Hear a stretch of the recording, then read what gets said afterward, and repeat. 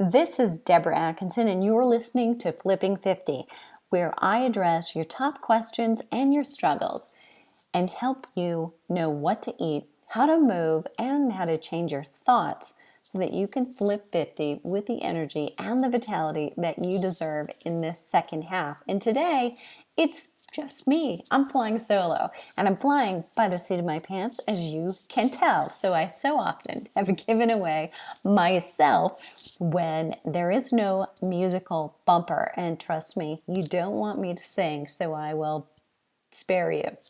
But I'm jumping in today after having just done an amazing interview I cannot wait to share with you.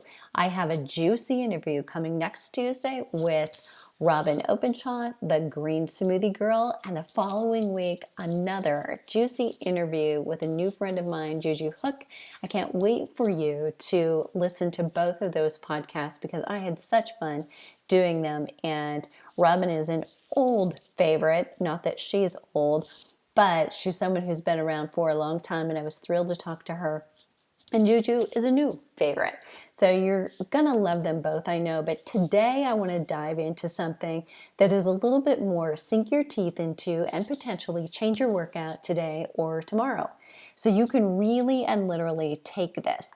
And here's the real exciting thing. So this is actually right now as I'm writing it, I am finishing up Hot Not Bothered, the book. And this is as I write. Anyway, it could change before publication, but this is tip 97. And the tip is called Age Stronger. So the book is divided into exercise, diet and nutrition, and mindset flips. Things that you can read in about a minute or two. Now, I'm going to talk to you a little bit longer than a minute or two because I'm going to elaborate on this particular tip. And you can actually look forward to that because I plan to share many of these tips on future podcasts. But this will be a much shorter than normal podcast. And here's what I want you to do. So if you're walking, you're lifting, or you're driving, obviously I don't want you to be writing at the same time. Keep doing what you're doing. But I highly encourage you to come back and maybe re-listen. I'll make it short enough where that's painless and go through and actually write down which of these things you might want to tweak in your own workout. So here's the thing. Whether you're 50 and you're flipping 50s right now, or you're even flipped and you're already into your 60s or your 70s or beyond, your fight for the right to keep muscle is real. However, it's been said that muscle loss is a natural part of aging. Well, I call BS, all right? And just to say it out loud, I call bullshit. Muscle loss is a natural part of less exercise and or ineffective exercise. You can maintain your muscle, and in fact, you can gain muscle at any age. So the fact that we are used to saying metabolism slows as you age, metabolism slows as you slow. That is the gospel truth. We know enough through research and through proven strategies. We've been doing this for 18 months in the Flipping 50 programs. Beyond that, I've been doing this for 34 years. There is a clear connection with people who remain active, who retain their muscle and their metabolism, and those who don't. So let's just talk about really the facts, not what you think to be true or what maybe you'd like to give yourself as an out. You can maintain your muscle. You can gain it at any age. You do need to apply some specifics to your routine, and that's really what this is all about. So this is based, and every one of these 99 flips I give you in Hot Not Bothered is based on research. Either one, and in some cases, 2 or 3 different pieces of research that I've pulled in as proof positive. And if you're a real geek like a prove it to me, you can go to the back of the book and be able to look it up and do a little more in-depth study yourself. You can't simply exercise and expect results any more than you could throw flour, sugar, cocoa, and eggs together in some random order and expect to get a cake out. That, by the way, is not a suggestion, right? It just happened to be an easy analogy. Just like medicine has a dose-response relationship, so too does exercise. In fact, we in the exercise industry call it an exercise prescription. So let's say this, wine also has a dose-response relationship. 1 glass and Deborah is funny, right? 2 glasses and Deborah thinks she's funny and laughs at her own jokes. 3 glasses, nothing tonight or tomorrow is funny, right? That's dose-response relationship. When researchers examined the dose-response relationship of exercise in older adults, and let me say healthy older adults, so if you have a special condition, you've got arthritis or you've got something going on, this may not exactly apply to you, they found some very specific things to be true about strength. And know that when we talk about strength, we're also talking about increased lean muscle, better body composition, meaning more lean tissue, less body fat, and better metabolism. So gaining strength is definitely a goal for all of us, and at least maintaining strength. The variables that provide the greatest and most rapid results in strength are these. And I want you to know this, that in the study that I am quoting and referring to, the average age of subjects was 65. So they were 65 and older, in fact. So, if you're in your late 50s, your early 60s, you've been sedentary, but you're apparently healthy, this is even more important for you because every year after the age of 25 and 30, when we are losing our lean muscle mass, we have just 1 more half pound potentially on average that we've lost. So making sure we're not losing any more, we're slowing those losses and or we're putting some lean back on is super important to maintaining our strength, metabolism, our ability to do what we want to do, with who we want to do it with for as long as we live. That ultimately is the goal. So it is these variables that provide the greatest and the most rapid results in strength. 60 seconds between sets of exercises. So that means resting about a minute. Now, here's how you can apply this and think about it. So if I were going to be time efficient with exercise, I would not want to myself or see any client that I'm working with go to, for instance, the leg press machine and do a set and then sit on the machine for a minute before they do another set. That is a waste of time. But what they could do is do a leg press and then get up and go to, say, the chest press and maybe come back to the leg press because your set is going to take approximately a minute. And you can alternate then between upper and lower body, giving the muscles a break of at least a minute before you come back to that same muscle group.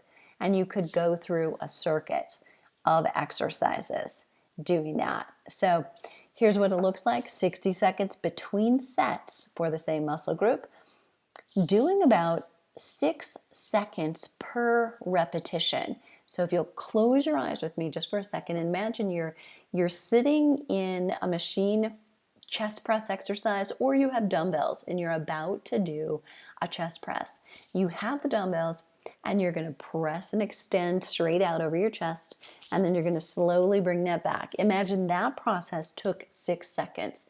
Typically, we recommend it's 1 to 2 seconds on the way out and 3 to 4 on the way back. So you'd want to definitely optimize 2 seconds on the way out and 4, maybe 5 coming on the way back to hit that 6 second mark.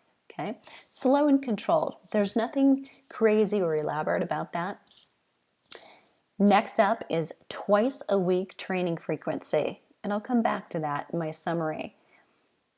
2 to 3 sets per exercise. So in the example I gave earlier of doing a leg press exercise and then going to the chest press, you would do the leg press and the chest press, then come back to the leg press and do the chest press, and that would be 2 sets of each. Now you could stop there depending on your time or do a 3rd set. And there does not appear to be a great deal of difference between the benefits of doing either 2 or 3 sets. Next up is 7 to 9 repetitions per set.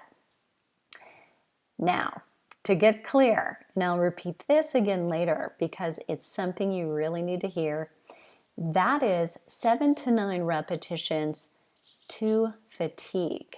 So it's not that you stop at 9 repetitions and simply move on to the next exercise. You need to be selecting the weight so that you reach fatigue.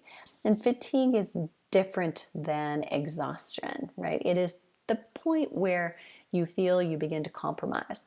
You feel you begin to get sloppy. You're not able to lift it with confidence. If you have dumbbells, it's the point where you begin to feel, if I lift this up, I am actually feeling vulnerable and I don't want to put myself in that position. If you're on a machine weight, you're not too vulnerable because you're safe, you're protected, and nothing could fall back onto your body. But nobody wants to be that person slamming the weight back in the gym. At least I don't, and I don't want that for you. So it's 7 to 9 repetitions to fatigue, okay, per set. And then the last detail is 4 seconds between repetitions. Now this one bears repeating and clarification because even I don't do this one.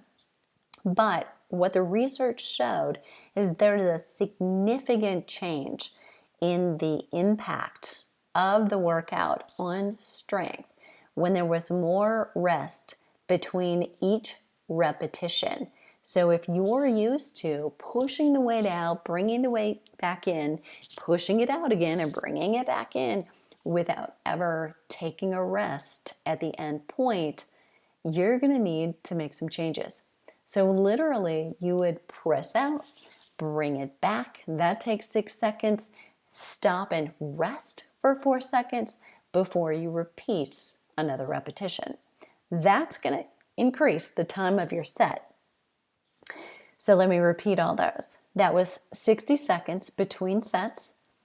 That was about 6 seconds per repetition, doing twice a week training frequency. So to spread that out optimally, you're going to probably want to do something like a Monday, Thursday schedule. And it doesn't have to be those days of the week, but understand that you've got Tuesday and Wednesday as a break, 2 days between that are off before you exercise again. What that does is just shortens the gap between, say, Thursday, the second day of the week, and then the first day of the following week that you'll do it again, keeping things fairly even between your work and your recovery schedule.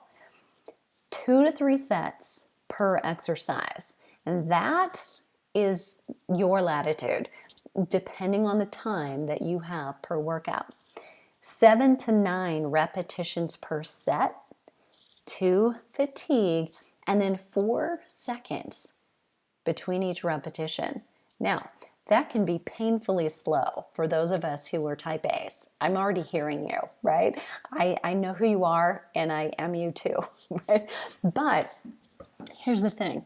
I'm always a big one of, it's going to be really hard to do that, but I highly encourage you to try it once. Try it at your very next workout. And here's what I'm guessing that you're going to find, that you are a lot stronger in each and every one of those repetitions because you've taken the rest between repetitions, that you are a lot stronger with each set, the first one, the second one, and if you do the third one, you're going to be stronger throughout because of the rest you've taken, not just between repetitions, but between the sets.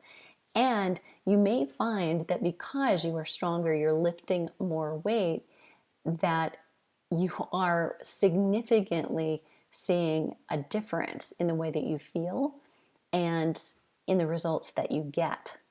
And you're seeing them faster. So the big takeaways, really the biggest one of all for most of my clients and for me, is rest more between both sets and between repetitions. 4 seconds, remember, is going to feel like a long time. And while I'm recording this, I have to tell you, I live in the mountains of Boulder, Colorado, and I have 2 little foxes running around playing tag in my front yard. So if life isn't good right now, I don't know what is. All right. I wish we were on video and I could turn the camera on and show you, but super fun. So close your eyes and imagine that. The other point here is the rest between sets. That is a form of recovery. So recovery can't be ignored. The big point for many of you will also be 2 times a week is more valuable than 3. That was specific, right? Wherein the recommendation by the researchers was 2 or 3 sets. It's kind of like, meh, what works for you, 2 or 3. But they were very specific about twice a week frequency. It was not 2 or 3 times a week frequency.